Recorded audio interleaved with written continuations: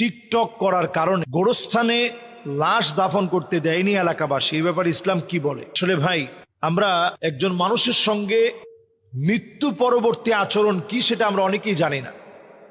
একজন মানুষ মারা যাওয়ার পরে প্রথম আচরণ হওয়া দরকার তার খবরটা শুনে এই কথা বলা, ইন্না লিল্লাহি ওয়া ইন্না ইলাইহি রাজিউন। 2 নাম্বার কাজ হচ্ছে যদি সে ছেলে হয় তাহলে বলা আল্লাহুম্মা সাব্বিতহু আলাল ঈমান, আর যদি মেয়ে হয় তাহলে বলা আল্লাহুম্মা সাব্বিতহা আলাল ঈমান। 3 নাম্বার কাজ হচ্ছে তার যদি কোনো ঋণ থাকে সেটা পরিশোধ করার দ্রুত ব্যবস্থা নেওয়া।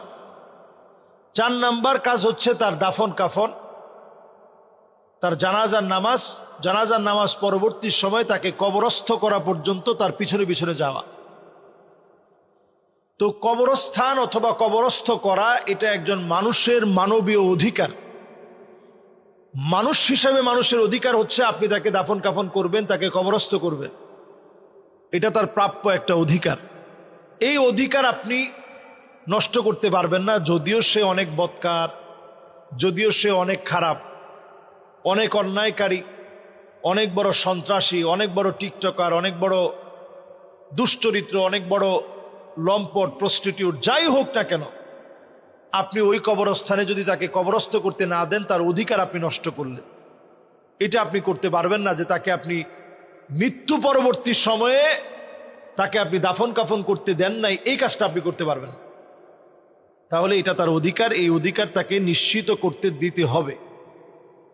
এরপরে যেটি গুরুত্বপূর্ণ বিষয়, অন্তত জীবদ্দশায় যেন এলাকাবাসী মিলে এমন পদক্ষেপ যাতে নেওয়া যায় সে যেন টিকটক সহ তার চরিত্র যেন ধরে রাখতে পারে।